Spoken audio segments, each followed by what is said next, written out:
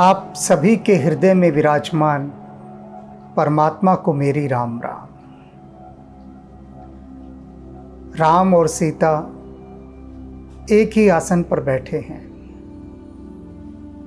दूल्हा दुल्हन के रूप में सारा समाज उनको देख देख कर आनंदित हो रहा है, तृप्त नहीं हो रहा।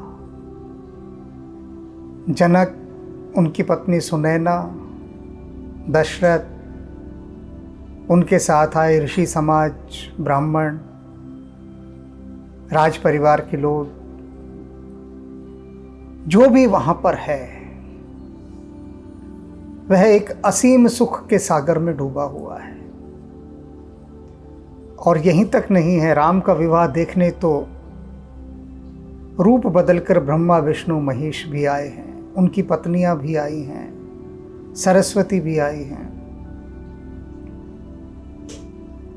क्या कहें, कैसा दृश्य होगा वह,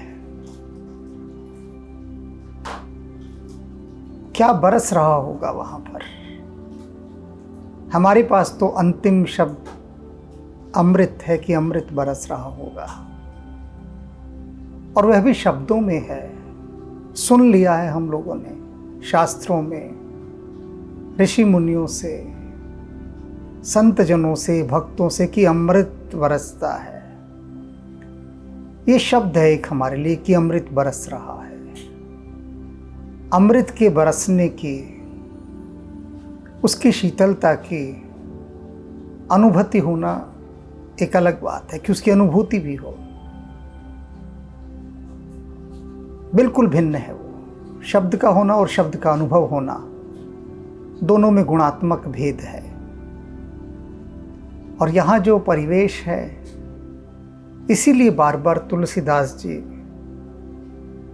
इस बात को दोहराते हैं कि इसका वर्णन मैं नहीं कर सकता। कुछ श्रोता ये सोचते भी होंगे कि बस यूं ही जल्दी टाल दिया तुलसीदास जी ने और आगे बढ़ गए। हर बात में बात में ये कह देते हैं कि इसका वर्णन हो ही नहीं सकता,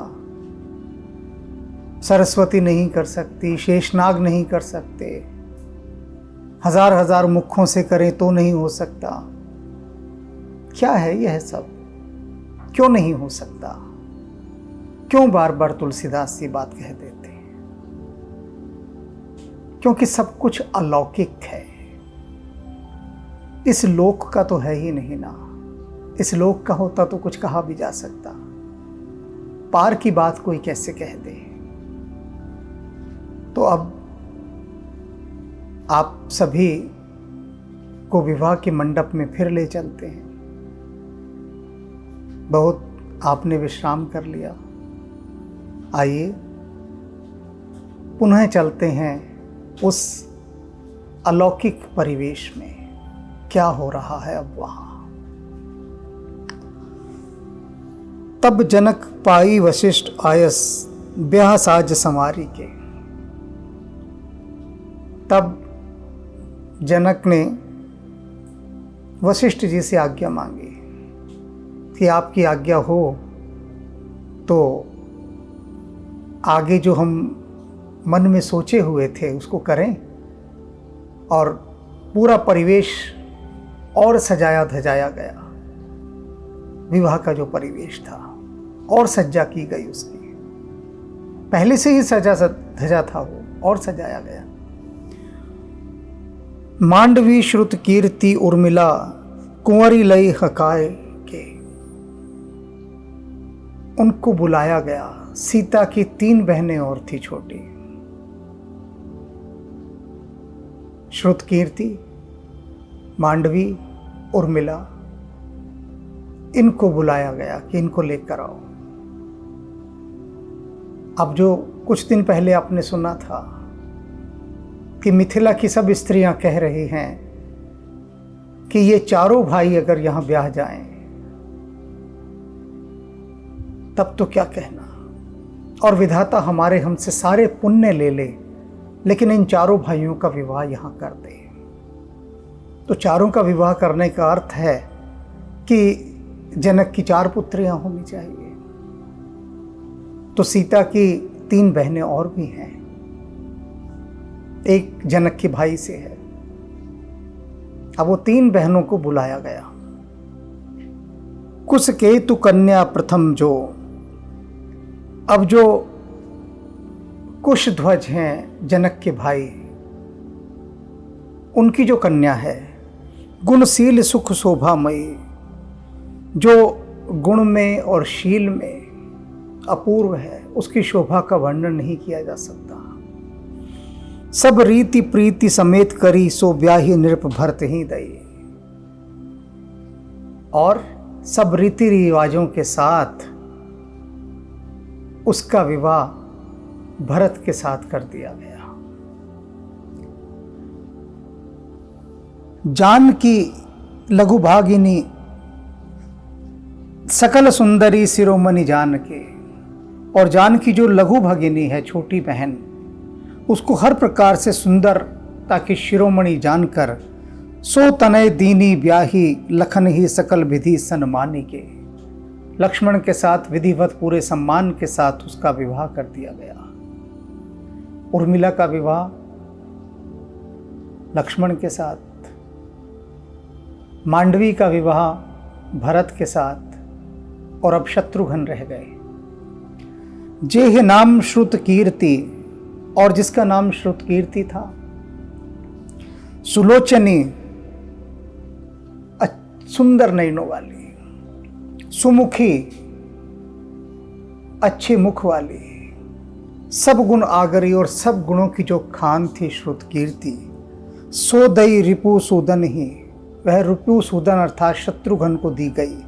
भूपति रूपशील उजागरी, जो कि रूप और शील के गुणों को उजागर करती थी, वह जनक ने शत्रुघ्न को दे दी।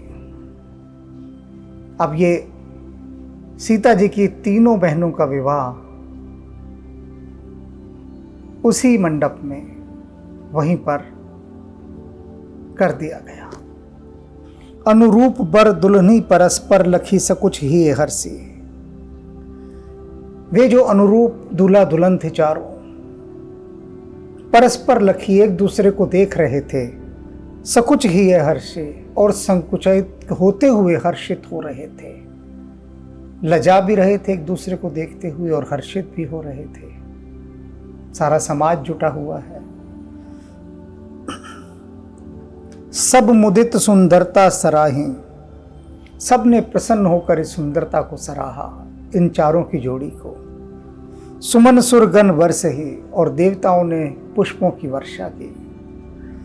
सुंदरी सुंदर वर्ण सह सब एक मंडप राज ही, वो वर वधू जो दोनों ये जो जोड़ियां थी चारों की वर वधुओं की सुंदर जोड़ियां, एक ही मंडप के अंदर बड़ी शोभायमान हो रही थी।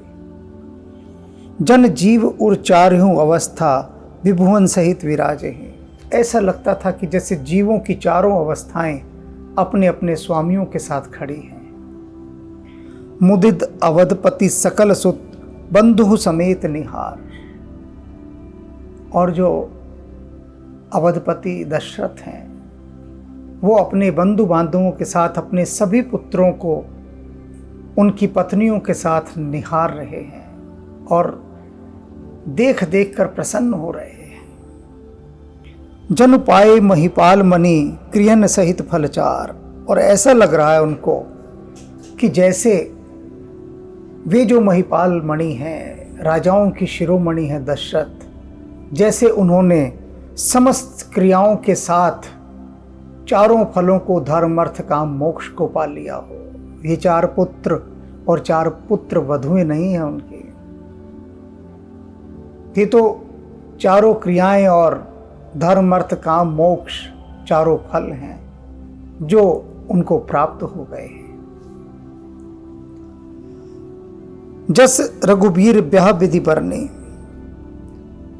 तुलसीदास जी कहते हैं जिस प्रकार से राम के विवाह का वर्णन किया गया था, जिस वैभव के साथ शान और शौकत के साथ राम का विवाह हुआ था, सकल कुंवर ब्याहित ही करने, बाकी तीनों भाई भी उसी प्रकार से उसी शान व शौकत के साथ, ऐश्वर्य के साथ, सज्जा के साथ उनका भी विवाह उसी प्रकार से किया गया। सबसे पहले तो राम का किया, फिर तीनों का एक साथ हुआ। कहीं न जाई कुछ दाईज भूरी, और कहते हैं जो दहेज दिया जनक ने वह कितना था कहा नहीं जा सकता। इतना अधिक था, इतना अधिक था कि उसकी अधिकता को कहा ही नहीं जा सकता। रहा कनक मणि मंडप पूरी, पूरा जो मंडप था वो सोने और मणियों से भर गया था, हीरे जवाहरातों से भर गया था। कंबल बसन विचित्र पटोरे, भांति भांति बहुमोल न थोरे। अनेक प्रकार के वस्त्र और कंबल वहाँ पर दहेज में दिए गए, और वो कैसे थे? भांति भांति, बहुत प्रकार के थे, वैरायटियाँ बहुत थी, और बहुमोल न थोरे, बहुत सारे थे, और मोल न थोरे, कोई सस्ते नहीं थे, उनका मूल्य कम नहीं था। राम, सीता, भरत, मांडवी, लक्ष्मण, उर्मिला, शत्रुघ्न, श्रुतकीर्ति, इन सभी के लिए जो दहेज दिया जाएगा क्या वह सस्ता होगा?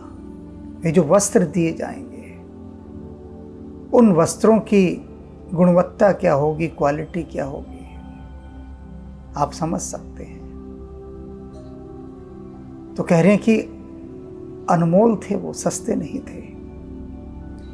गज, रथ, तुरग, दास और उदासी, हाथी दिए गए, घोड़े दिए गए, रथ दिए गए, दास दासियां दी गई।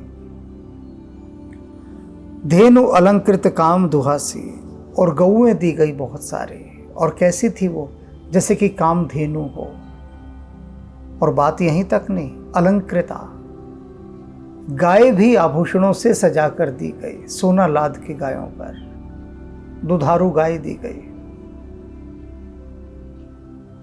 कितना दिया जनक ने दहेज, बेहिसाब। सम्राटों के सम्राट हैं, और पुत्रियां उनकी प्राणों से प्यारी हैं सभी। तो जी भर के दान दहेज दिया उन्होंने, जी भर के। वस्तु अनेक करिए किम लेखा, कितनी वस्तुएं थी तुलसीदास जी कह रहे हैं, करिए किम लेखा, कैसे लिखूं मैं उसे, उसकी सूची कैसे बनाऊं, उसका हिसाब किताब कैसे बैठाऊं, नहीं बिठा सकता। किस, मेरे पास कोई उपाय नहीं है। कहीं न जाए जान ही जिन्हें देखा, कि वो इतनी अधिक थी कि मैं उनको लिख भी नहीं सकता, कह भी नहीं सकता। कहीं न जाए जान ही जिन्हें देखा, उनको कहा नहीं जा सकता, लेकिन जिन्होंने देखा है उस सारे साजो सामान को वही जानते हैं। देखने वाले ही जानते हैं कि कितना सामान था, उसकी लिखावट नहीं हो सकती, कहा नहीं जा सकता, इतना अधिक सामान था। लोकपाल अवलोक सिहाय ने, और जो लोकपाल आए हुए थे वो भी उस दहेज को देख देख कर सिराहने लगे, कोई भी आश्चर्यचकित थे, इतना दहेज दिया। लीनी अवधपति सब सुख माने, और जो दशरथ थे उन्होंने उसको बड़े सम्मान पूर्वक, सुख मानते हुए स्वीकार किया। अब कुछ लोगों के भीतर उनकी बुद्धि उथल पुथल मचा रही होगी कि ये क्या दहेज का, यहाँ पर तो इतना खुला समर्थन किया जा रहा है। तो थोड़ा सा ज्ञानवर्धन में उन लोगों के लिए करना चाहता हूँ, भक्तों के लिए नहीं है। भक्तों को इससे कोई फर्क नहीं पड़ता, बल्कि आनंद आता है। जो थोड़ी सी, जिनकी बुद्धि के भीतर खुजलाहट होती है, कुलबुलाहट होती है, वे थोड़ा इस प्रसंग पर बिदकेंगे कि दहेज की बात आ गई, तो उनका थोड़ा सा विनम्र मार्गदर्शन कि प्रत्येक पिता अपनी पुत्री को कुछ न कुछ देता है, उसे दहेज कहा गया। दहेज बहुत ही सुंदर और पवित्र रस्म है। ये जो इतने भयंकर नारे चले, नो डावरी, नो दहेज, गलत नहीं है ये नारे, इसलिए चले क्योंकि ये जो पवित्र और सुंदर एक परंपरा थी, इसका दुरुपयोग होने लगा। वास्तव में जो दहेज था, ये जो दाज था, ये क्या था कि एक नए गृहस्थ आश्रम में कन्या प्रवेश करने वाली है, नया घर बनेगा उसका, तो पिता अपनी पुत्री से कहता था कि नया घर बसाने जा रही है, ये कुछ सामान हमारी तरफ से सहयोग के रूप में ले जा। नई गृहस्थी है, जीवन का आरंभ है, और इस तुम्हारे जीवन के आरंभ के लिए हमने थोड़ा बहुत ये जोड़ कर रखा था। और वह सामान पिता अपनी पुत्री को देता था। एक तरह की आर्थिक सहायता भी हो गई है कि कोई नया संसार बसाने जा रहा है, जीवन की शुरुआत है, कहाँ से आएगा सब। इसको सेविंग्स कहते थे हम, वास्तविक बचत, तो पिता देता था। अब इसके पीछे दो तीन चीजें और देखिए गहरी, कि पिता के द्वारा दी गई जीवन की नई शुरुआत के लिए जो वस्तुएं हैं, उन वस्तुओं को स्त्री कभी नहीं बेचती, सरलता से तो बेचती नहीं। कोई आपात स्थिति आ जाए, मुसीबत आ जाए, तब बेची जाती है, और उन वस्तुओं को वो जीवन पर्यंत रखती है कि ये मेरे मायके का सामान है। तीसरी बात कि इस बहाने से, इस व्याज से, इस कारण से, इस अवलंब से कन्या अपने मायकों को ना भूले, बाबुल का घर ना भूले। उसके घर से आई वस्तुएं अगर उसके सामने होंगी, दिखती रहेंगी, तो उसे बराबर अपने पीहर की याद आती रहेगी, और उसकी याद उसके माता पिता को शीतलता प्रदान करेगी। ये बहुत गहरे कारण थे। और दहेज इसलिए मैं कहता हूं कि बहुत पवित्र माना जाता था। पवित्र चीज है। जैसे कि आपका कोई मित्र नया घर बनाता है, गृह प्रवेश करता है, तो आप उसके घर जाते हैं, एक लिफाफा देते हैं शगुन का। ये लिफाफे क्या थे? पहले अपनी ओर से दी गई सहयोग राशि थी कि तुमने घर बनाया, गृह प्रवेश कर रहे हो, बहुत खर्चा हो गया होगा, पैसे खर्च हुए होंगे घर बनाने में, तो ये हमारा एक छोटा सा अंश, उससे बनना कुछ नहीं है, होना कुछ नहीं है, कोई उसकी और कोठियां खड़ी नहीं हो जाएंगी इससे। बस एक प्रेम का शगुन, जिसको शगुन कहते हैं, आशीर्वाद। और सभी आशीर्वादों का पूंजीभूत रूप सांसारिक दृष्टि में लक्ष्मी ही होती है। इसीलिए शगुन वारे जाते हैं, कुछ भी किया जाता है तो पैसा ही दिया जाता है। हर जगह किसी का सम्मान करना है तो पैसा दिया जाता है, क्योंकि लक्ष्मी की बड़ी महिमा है। संसार तो इसी से चलेगा। संसार के लिए लक्ष्मी सर्वोपरि है। तो पिता पुत्री को दहेज देता था, और वही यहां पर दिया। और दशरथ ने लिया। दशरथ ने मांगा नहीं है कुछ भी, ध्यान रखिएगा कि इतना कुछ दोगे तो मैं राम का विवाह सीता से करूंगा। कुछ भी नहीं। अब लिया क्यों? ये मान सम्मान होता है कि यदि वो मना कर दे मैं नहीं लेता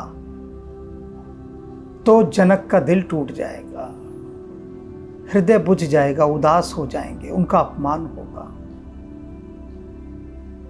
मैंने कई अड़ियल घोड़े देखे हैं इस तरह के, जिन्होंने जरूरत से ज्यादा दहेज ना लेने की घुट्टी पी ली है, जरूरत से ज्यादा। कहते हैं ना कि हद के अंदर हो नजाकत तो अदा होती है, हद से बाहर हो जाए तो आप अपनी खता होती है। ऐसे जिद्दी कि हम एक पैसा नहीं लेंगे ससुराल से, बिना एक पैसे के विवाह करके आएंगे। अरे भैया, लड़की के माता पिता का हृदय भी तो देखो ना, उनका हृदय देखो। ऐसी एक अड़ियल घोड़े का किस्सा सुना रहा हूं मैं आपको। एक धेला नहीं लिया उसने अपने सास ससुर से, लड़की ब्याह लाया। बहुत अच्छी बात है तुमने नहीं लिया, लेकिन जिद बहुत बुरी चीज है। वो कहते रहे लड़की के माता पिता, हाथ जोड़ दिए, हाथ जोड़ के माथे पे लगा दिए, पैर पड़ गए कि भैया ये शगुन होता है, आशीर्वाद है, हमारा दिल रख लो, बेटी को दे रहे हैं। नहीं लिया। खैर, कोई 10-12 साल बाद उससे यूं ही मिलना हुआ तो मुझे बता रहा है बातों बातों में कि मैंने अपनी बेटी के लिए ना अभी से ही ये स्कीमें ले ली हैं, इतना मैंने उसके लिए सेविंग कर दी है। मैंने कहा क्यों किया ये सब, क्यों किया तुमने? तो उसने कहा अपनी बेटी को दूंगा नहीं क्या मैं? मैंने कहा भूल गया तो 10-12 साल पहले की बात। तूने किस प्रकार से अपने सास ससुर का दिल तोड़ा था, जिद में अड़ के। अच्छा आदमी है तो, बुरा नहीं है, लेकिन तेरा ये जिद्दीपना उनके दिल को कितना दुखा गया था। और तू अपने सिद्धांत पर अब टिका क्यों नहीं रहता? एक धेला भी मत जोड़ अपनी बेटी के लिए। उसे कहे कि मैं तेरी मां को भी ऐसे ही ब्याह के लाया था, और जहां तेरा रिश्ता होगा ना, उनको भी मैं धमका दूंगा कि ना तुम्हें मांगना ना मैं दूंगा। मैंने कहा अब क्या है? तो वो चुप। मैंने कहा अब समझ में आ रही है ना बात? अभी जैसे कल मैंने बताया था कि जनक और सुनैना जब सीता को और राम को एक साथ बैठे देख रहे हैं दूल्हा दुल्हन के रूप में, तो वो जिस सुख को प्राप्त कर रहे होंगे, उस सुख को वे लोग जान सकते हैं, सिर्फ वे लोग जिन्होंने अपनी पुत्री का विवाह किया और अपने सामने दुल्हन बनी अपनी बेटी को बैठा हुआ देखा है, और कोई नहीं जान सकता। कोई कहेगा कि मैं जान भी सकता हूं, महसूस कर सकता हूं, तो वो झूठ बोल रहा है, सफेद झूठ बोल रहा है। क्योंकि वो अनुभूति सिर्फ माता पिता का हृदय ही ला सकता है, दूसरा कोई नहीं ला सकता। कितना बड़े से बड़ा कलाकार क्यों ना हो, कवि क्यों ना हो, कुछ भी क्यों ना हो, नहीं ला सकता। तो इसी प्रकार से दशरथ ने उन सब वस्तुओं को उनसे लिया जो वे दे रहे थे, सिर माथे से लगा कर लिया।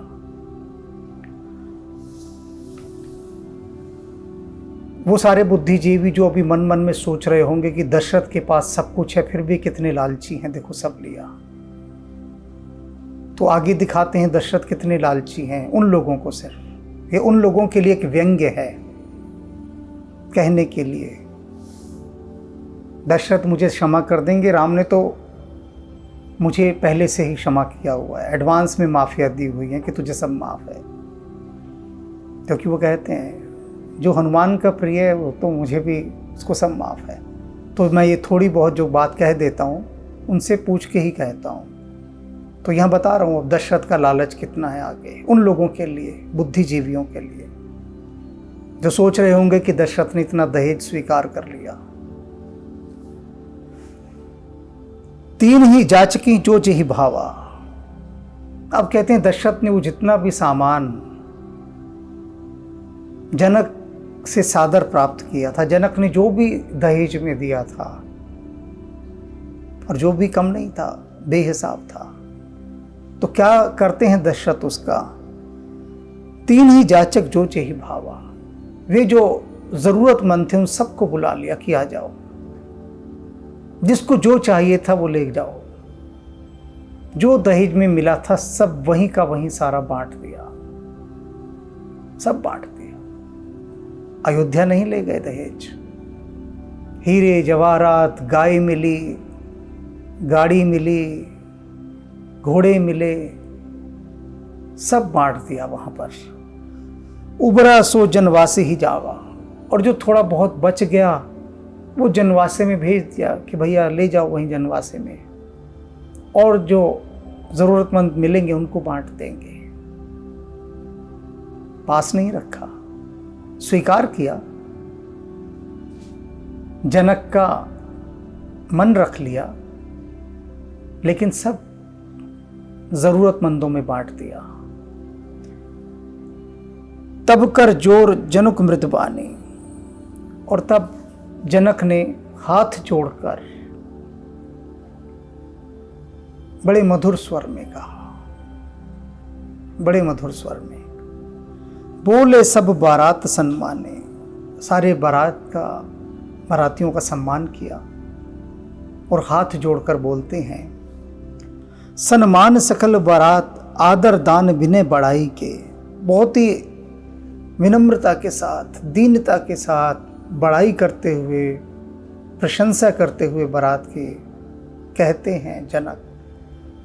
अब देखिए बार बार जनक की कितनी दीनता दिखाई गई है, विनम्रता। कन्या पक्ष के हैं, लड़की के पिता हैं, दीन होने का संस्कार नहीं छोड़ रहे। लड़की वाले का सिर सदा ही झुका रहता है, चाहे उसकी लड़की भिखारी के यहां ब्याही गई हो और वह सम्राट हो, फिर भी उसका सिर झुका ही रहता है। जनक उसी विनम्रता में, उसी सिर झुकाए की दशा में आदर से बोल रहे हैं, प्रमोदित महामुनि वृंद बंदे पूजी प्रेम लड़ाई के।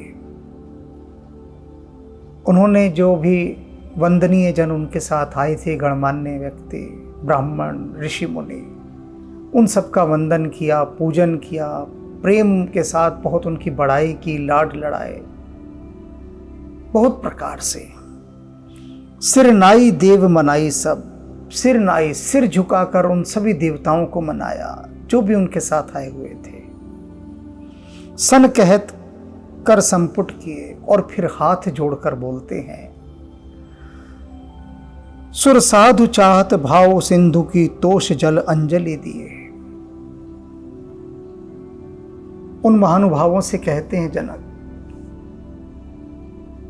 कि हे देवों, आप तो पहले से ही पूर्ण काम है, आपकी कोई इच्छा नहीं है, मैं आपको क्या दे सकता हूं, क्योंकि आपकी सभी इच्छाएं पूरी हो चुकी हैं। जो ब्राह्मण हैं, ऋषि मुनि हैं, देवता हैं, ये सब इच्छाओं से पार पूर्ण काम हो चुके हैं।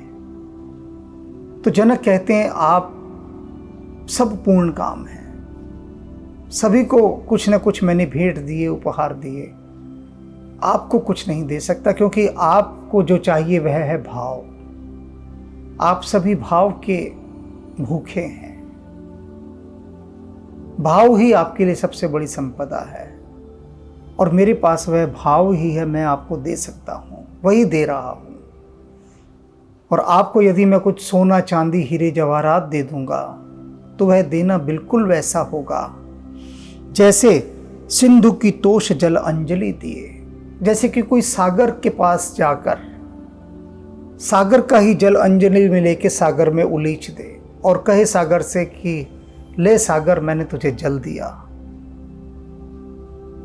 कहते यदि मैं आपको कुछ भी देता हूं, धन संपत्ति, ब्राह्मणों से बोले, देवताओं से बोले, मुनियों से बोले, तो मेरा वह सब देना वैसा ही होगा जैसे कोई सागर को अंजलि भरकर जल चढ़ा दे।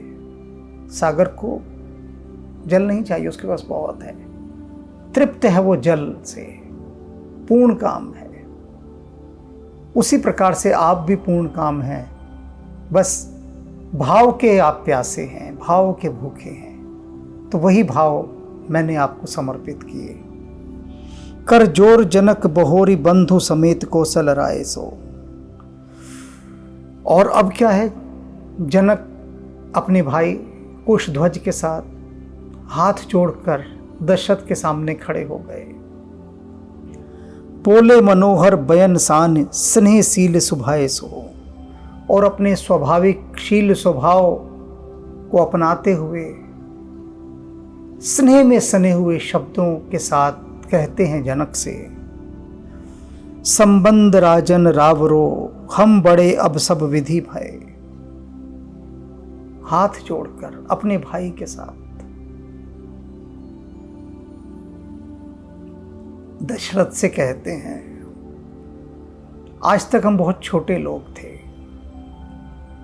बहुत छोटे थे हम, लेकिन जब से आपके साथ संबंध जुड़ा है, आप समधि बने हैं हमारे, उस दिन से ही हम बड़े आदमी हो गए। अब से पहले बड़े ना थे, हमारी कोई गणना ना थी, हम तो बहुत छोटे लोग थे, लेकिन हमारी जो बड़ाई है, हमारा जो मान है, आज हम स्वयं को महसूस कर रहे हैं कि हम बड़े आदमी हो गए हैं। जनक अपने भाई के साथ हाथ जोड़कर स्नेहपूर्ण शब्दों में अपने स्वभाव की शीलता को लिए हुए दशरथ से इस प्रकार कह रहे हैं। कैसा दशरथ का स्टेटस बढ़ाया उन्होंने, ये कहकर कि हम तो कल तक छोटे थे, कुछ हमारी औकात ही क्या थी, आपके घर हमारा संबंध जोड़ा, अब शान बढ़ी है हमारे, अब हम शान से खुद कहेंगे हम बड़े आदमी हैं भाई।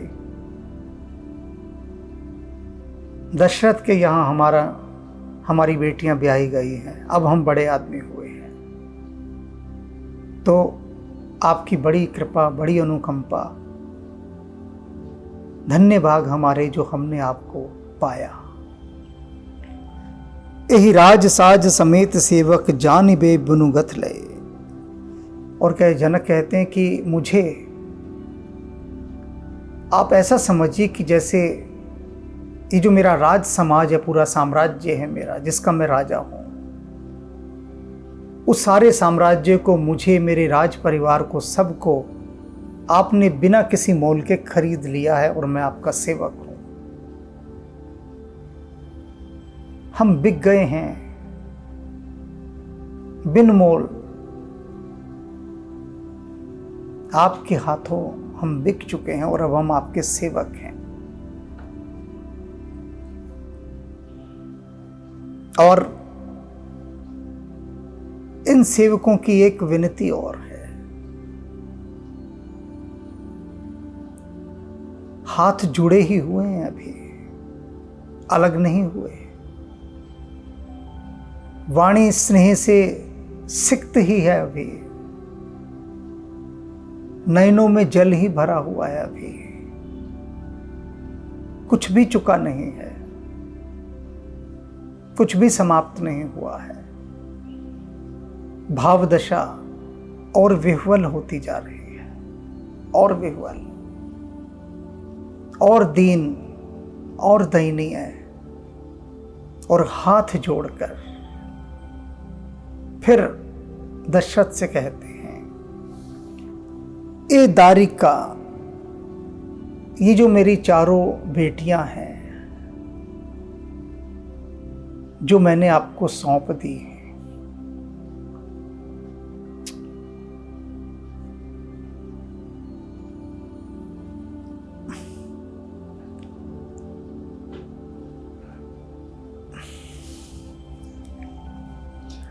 इन चारों बेटियों को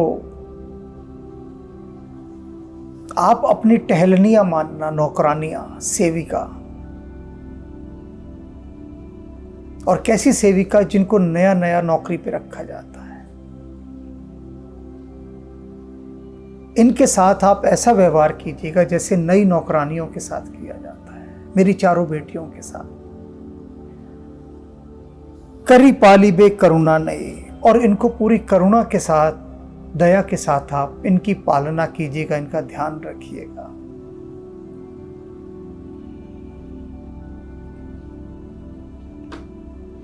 क्यों कह रहे हैं जनक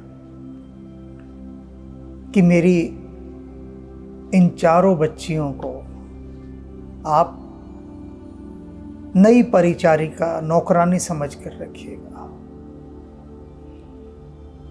क्योंकि नई नौकरानी पर क्रोध नहीं करते हैं।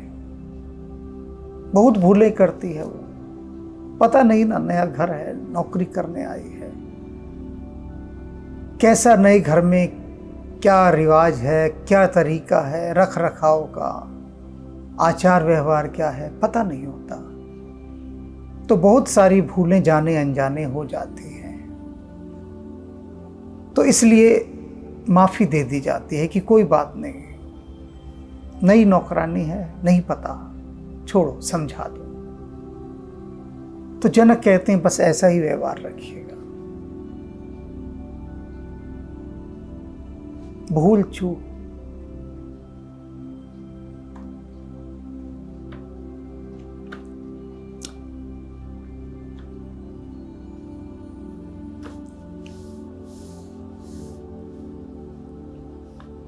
हो जाए, भूल चूक,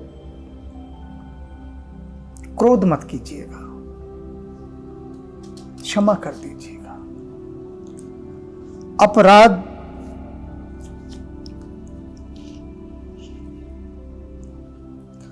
अपराध क्षमीबो बोली पठाए। ये जो मैं आपसे बात कह रहा हूं ना, कि नई नौकरानी समझकर इन बच्चों का अपराध क्षमा कर देना,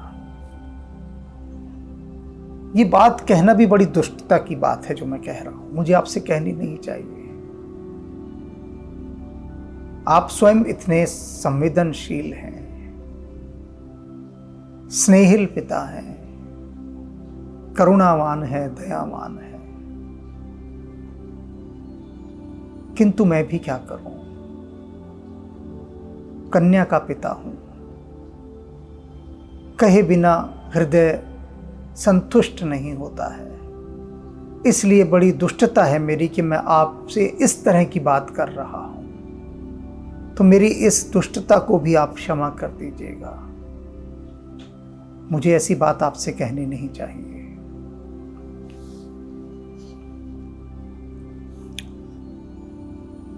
पुन भानु कुलभूषण सकल सम्मान निधि समधिकी। और दशरथ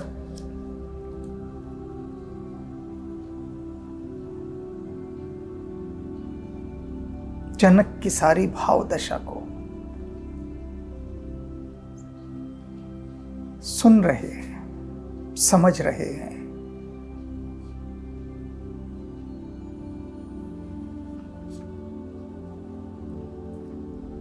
आत्मसात कर रहे हैं।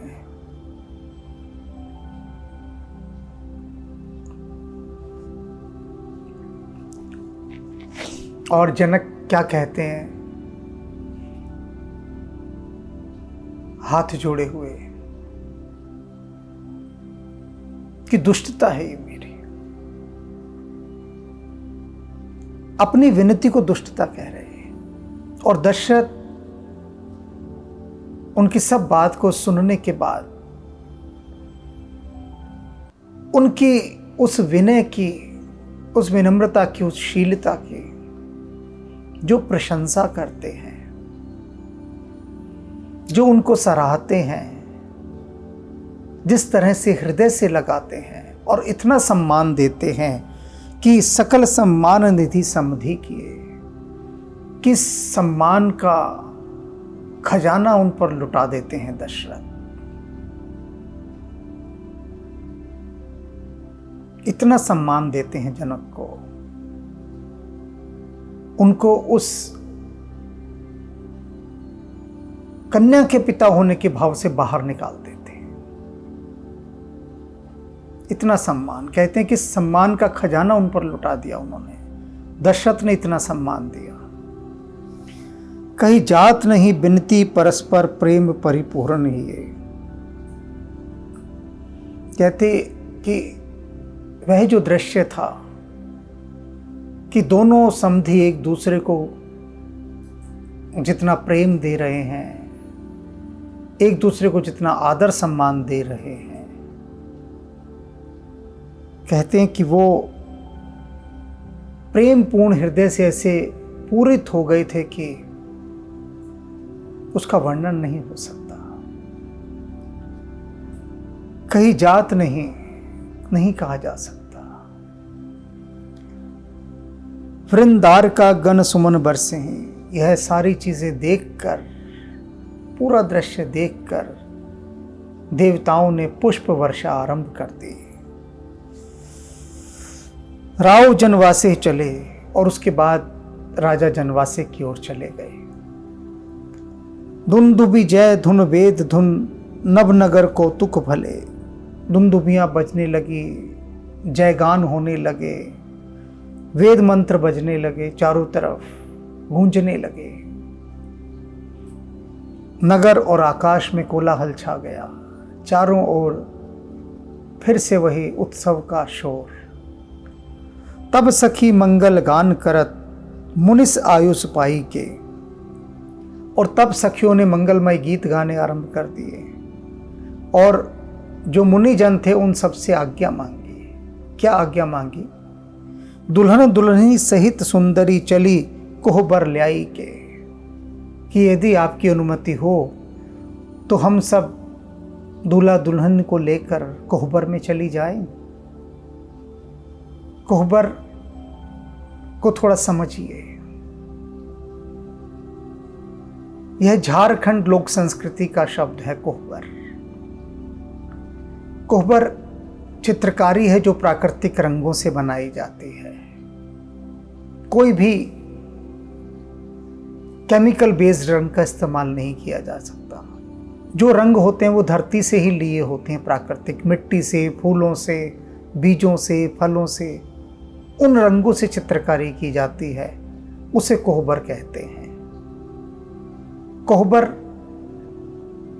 वर वधू के बीच में प्रेम को बढ़ाने के लिए जो सांस्कृतिक लोकगीत गाए जाते हैं उनको भी कोहबर कहते हैं। एक विशेष कक्ष होता है जहां पर यह चित्रकारी की जाती है और जहां पर वर और वधू को ठहराया जाता है विवाह के बाद, उस स्थान को भी कोहबर कहते हैं। तो उस कोहबर में सखियों ने अनुमति लेकर ऋषि मुनियों से कि जी अब सब काम हो गए हैं, अब हम वर वधू को ले जाएं। और कोहबर के अंदर बहुत सारे खेल होते हैं कौतुक वर वधुओं के। आपने खेल देखोगे ना, परात के अंदर कुछ भी सामान अंगूठियां डालकर ढूंढनी होती है, उसमें दूध भर देते हैं। तो इस तरह के विवाहों उपरांत जो लीलाएं हैं, क्रीड़ाएं हैं, वे कोहबर में होती हैं। लोकगीत गाए जाते हैं, बहुत ही पवित्र स्थान। तो कोहबर में वो लेके चली। श्याम सरूर सुभाए सुहावन, कोटि मनोज लजावन। पुनि पुनि राम ही चित्त वहे, सिय सकुचती मन सकुचे ना। और जब वो लेके चल रही हैं तो सीता जी बार बार राम की तरफ देखती हैं, बार बार। सिय सकुचित और सकुचा जाती हैं, संकुचित हो जाती हैं, बार बार राम की तरफ देखते देखते लजा जाती हैं। मन सकुचेन है, लेकिन उनका मन नहीं संकुचित हो रहा, शर्मा जाती हैं, मन नहीं शर्मा रहा देख देख कर। देखती हैं राम को, कोई और ना देख ले यह सोचकर शर्मा जाते हैं। मन बिल्कुल नहीं शर्मा रहा, मन कहता है मैं तो देखूंगा, मैं नहीं मानूंगा। और सीता का मन मान नहीं रहा, राम को देखती जा रही है। हरत मनोहर मीन छवि प्रेम प्यासे नयन, और उनके जो प्रेम के प्यासे नयन हैं सीता जी के, वो मछली को भी मात दे रहे हैं। ऐसे चंचल सजल नेत्रों से भी राम को देख रही हैं कि मछली का सौंदर्य भी फीका पड़ रहा है। मछली की चंचलता भी, मछली कितनी तेजी से इधर उधर चलती है, ऐसे ही उनके नयन चंचल होकर राम को देख रहे हैं। श्याम शरीर सुभाए सुहावन, और वे जो सांवरे हैं राम, वो स्वभाव से ही बड़े मनोहर हैं, आकर्षक हैं। शोभा कोटि मनोज लजावन, करोड़ों कामदेवों की शोभा को लजाने वाले हैं। जावक जुद पद कमल सुहाए, और उनके पैरों में अलात महवार लगी हुई है, लाल रंग की, और उन चरण कमलों पर मुनि मन मधुप रहत जिन छाए, और मुनियों का मन रूपी भंवरा उनके उन्हीं चरणों पर मंडलाता रहता है। वहीं उन लाल चरण कमलों पर पीत पुनीत मनोहर धोती, धोती पीले रंग की पहनी हुई है, बहुत ही मनोहर, मन को हर लेने वाली। हरित बाल रवि दामिनी ज्योति, और कैसी है वो पीले रंग की धोती, जो कि बाल सूर्य और बिजलियों की चमक को भी हर ले। कल किंकनी कटिसूत्र मनोहर, और कमर पे करघनी है।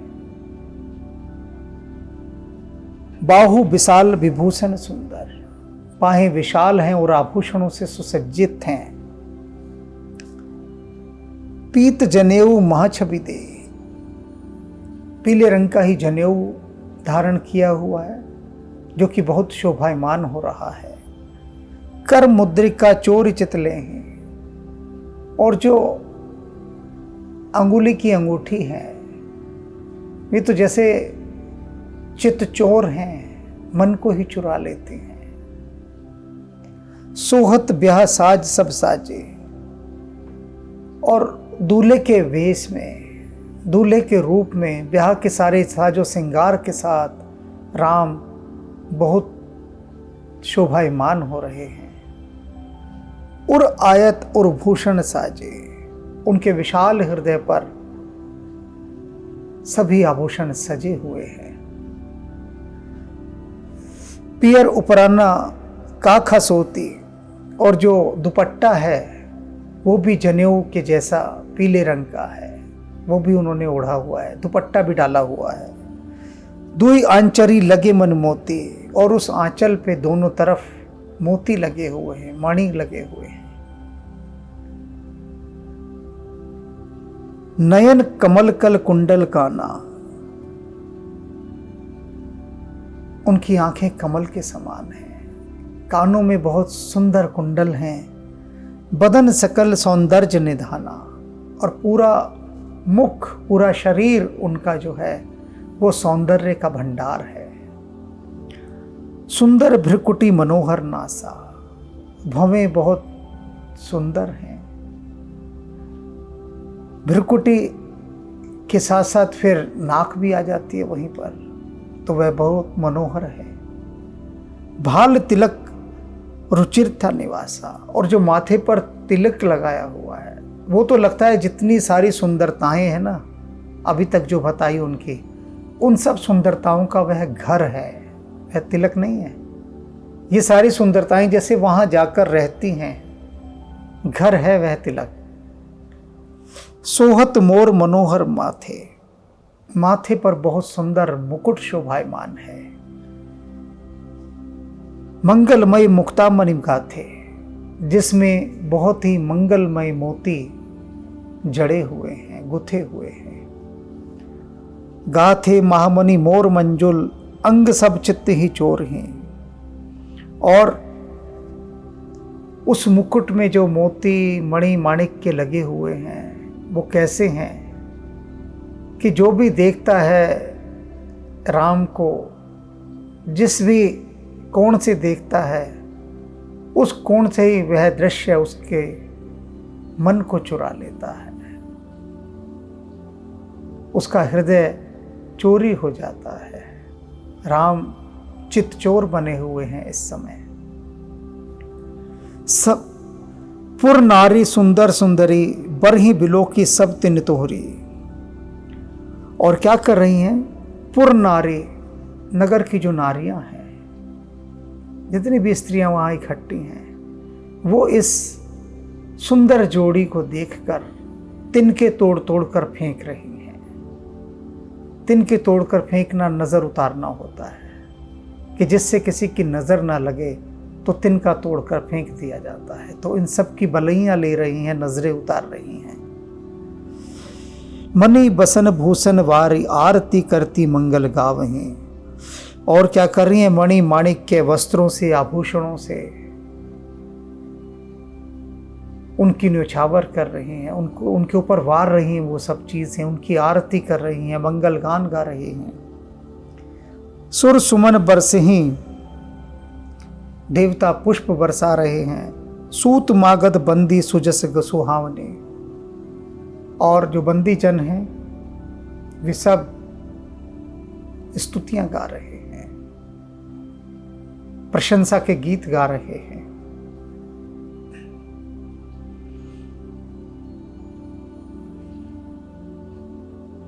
कोहबरी आने कुंवर कुंवरी, सुहासिनी सुख पाई के। अति प्रीत लौकिक रीत लागी, करण मंगल गाई के। जितनी भी सुहागिनी स्त्रियां थी वो सब दूल्हा दुल्हन को इनको लेकर कोहबर में आई और बहुत सुख पाने लगी उनको देखकर, और बहुत अधिक प्रीति से भरकर लौकिक रीति लागी, करण मंगल गाई के। जो भी लोक रीति थी मंगलमय गान गाने की, उन सभी को गाने लगी वे। लह कोरी गोरी सिखाओ, राम ही सिए सन शारदा कहे। अब वहां पर सारे कौतुक और क्रीड़ाएं हो रही हैं जो होती हैं स्वाभाविक। अब उस कोहबर में सुहागिनी स्त्रियां सब राम को और सीता को लेकर आ गई हैं। कुल देवता का वह स्थान कोहबर, वहां पर अब अन्य खेल खेले जा रहे हैं। तो सबसे पहले क्या हो रहा है? लहकोरी, लहकोर होता है एक परंपरा जिसमें दूल्हा दुल्हन को खाना खिलाता है और दुल्हन दूल्हे को, दोनों एक दूसरे को अपने हाथ से भोजन कराते हैं। तो अब लहकोर की परंपरा हो रही है वहां पे। लहकोरी गोरी सिखाव राम ही। जो पार्वती हैं, जो रूप बदल कर वहां आई हुई हैं, वे राम को सिखा रही हैं कि आपको इस तरह से निवाले को पकड़ना है और सीता को अपने हाथों से खिलाना है। कैसे करना है, किस तरह से करना है, कितना ग्रास लेना है, वो सारी चीजें पार्वती राम को सिखा रही हैं कि देखो इस प्रकार से ये कौर उठाना है और सीता को खिलाना है। राम ही सिए सन शारदा कही। और सीता को सरस्वती सिखा रही है, राम को पार्वती सिखा रही है। ट्रेनिंग दे रही है वहां पर, प्रशिक्षण, कि अब एक दूसरे को खिलाओ और सुनो खिलाना कैसे है, तो उसका ढंग क्या है, ये सिखा रही हैं दोनों। रनिवास हास विलास। और जो उस रनिवास में जो हास विलास चल रहा है, रस बस जन्म को फल सब लय हैं, उस हास विलास राम और सीता एक दूसरे को निवाला खिलाएंगे, अपने हाथों से खिलाएंगे। जो हंसी मजाक हास विलास चल रहा है वह सब मानो जन्म को फल सब लहे। इस समय इस काल में यहाँ जन्म लेने का जो फल है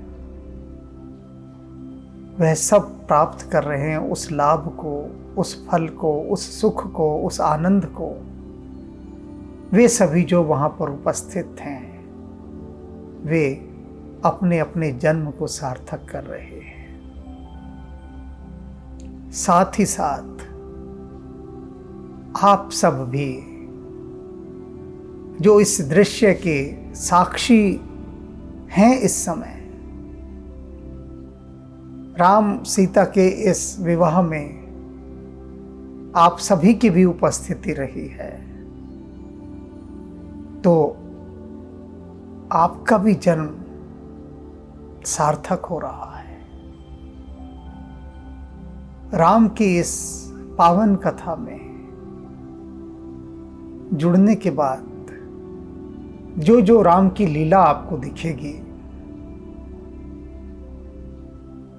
उसका जो आप श्रवण कर रहे हैं इस समय, और श्रवण करते समय हृदय उसका जो भीतर भाव बिंब बना रहा है, उन सब की अनुभूतियों से आपको भी उसी फल की प्राप्ति होगी जिस फल की प्राप्ति इस समय वहाँ रनवास की स्त्रियों को सीता और राम के साथ खेल खेलते समय प्राप्त हो रही है।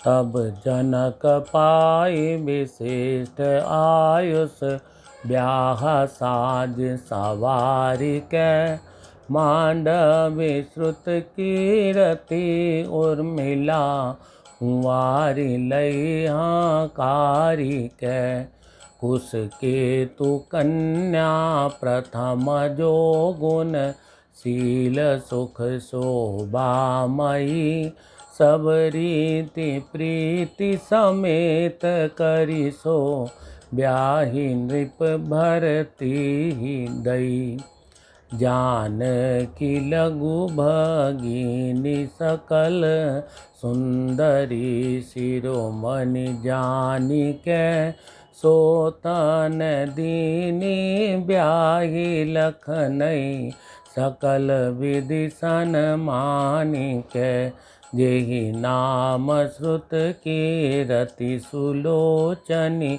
सुमुखी सब गुण आगरी, सो दैरी पूसूदन ही भूपति, रूपशील उजागरी, अनुरूप बर दुलहिन ही परस्पर, लखी सकुच ही हरस ही, सब मुदित सुंदरता सरागई, सुमन सुरगन बरसहि, सुंदरी सुंदर बरन से सब, एक मंडप राजही, जनु जीव गुर चारी अवस्था, विभुन सहित विराजही। मुदित अवधपति सकल सुत, बंधुन समेत निहारी, जनु पाए महिपाल मणि, हिरण्य सहित फल चारी, जसी रघुबीर ब्याह विधि बरनी, सकल कुंवर ब्याहे तेहि करनी, कहीं न जाई कछु दाइज भूरी, रहा कनक मणि मंडूप पूरी, कनबल बसन विचित्र पटोरे, भांति भांति बहुमोल न थोरे, गजरथ तुरग दास अरुदासी, धेनु अलंकृत काम दुहासी, वस्तु अनेक करई कि मिलेखा, कहीं न जाई जानई जिन देखा। लोकपाल अवलोक सियाने, लीन अवधपति सब सुख माने। दीन जाचकनी जो जई भावा, उबरा सोजनवा सही आवा। तब कर जोर जनक मृदुबानी, बोले सब बरात सन्मानी। सन्मानी सकल बरात आदर, दान विनय बड़ाई के। प्रमोदित महामुनि वृंद बंदे, पूजी प्रेम लड़ाई के। सिरुनाई देव मनाई सब सन, कहत कर संपुट किए। सुर साधु चाहत भाऊ सिंधु की, तोस जल अंजलि दिए। कर जोड़ी जनक बहोरी बंधु, समेत कौशल राय सो। बोले मनोहर बयन सानी, स्नेह शील सुभाए सो। संबंध राजन रावरे हम, बड़े अब सब विधि भये। एहि राज साज समेत सेवक, जानी बे बिनु गथ लहे। ऐ दारिका परिचारिका करी, पाल भी करुणा नहीं। अपराध क्षमि बो बोली पठये, बहुत हो डीटौ कई। उनि भानुकुल भूषण सकल सन्मान निधि, समधि किए। कही जाति नहीं बिनती, परस्पर प्रेम परिपूरन हिये। रिंदार कागन सुमन बरसई, राउ जनवासे ही चले। धुंधु विजय धुनि वेद धुनि नभ, नगर कोतूहल भले। तब सखी मंगल गान करत, मुनीस आयुष पाई के। दूल्हे दुल्हिनी सहित सुंदरी, चली कोबर लाई कै।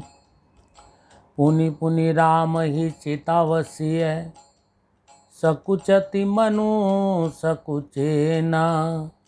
हरत मनोहर मीन छवि, प्रेम प्यासे नैन। श्याम शरीर सुभाय सुहावन, शोभा कोटि मनोज लजावन। जावक जुत पद कमल सुहाए, मुनि मन मधुप रहत जिन छाए। पीत पुनीत मनोहर धोती, हरति बाल रवि दामनि ज्योति। कल किन किनि कटि सूत्र मनोहर, बाहु विशाल विभूषण सुंदर। पीत जनेऊ महा छवि देई, कर मुद्रिका चोरि चितुलेई। सोअत ब्याह साज सब साजे, उर आयत उर भूषण राजे। पियर ऊपर ना काखा सोती, दुहु आचर इन लगे मनि मोती। नयन कमल कल कुंडल काना, बदन सकल सोदर्ज निदाना। सुंदर भ्रिकुटि मनोहर नासा, भाल तिलक रुचिता निवासा। सोअत मोरु मनोहर माथे, मंगलमय मुकुता मणि गाथे। गाथे महामणि मोर मंजुल, अंग सब चित चोरही। पुर नारी सुर सुंदरी बरही, बिलोकी सब तिन तोरही। मणि बसन भूषण वारी आरती, करही मंगल गावही। सुर सुमन बरिसई सूत मांगद, बंदी सुजस सुनावही। को बरही आने कुंवर क्वारी, सुहासिनी सुख पाई के। अति प्रीति लौकिक रीति लागी, करन मंगल गाई के। लह कोरि गौरी सिखाव राम ही, सिय संसारद कहे। रनिवास हास बिलास रस बस, जन्म को फलु सब लहे।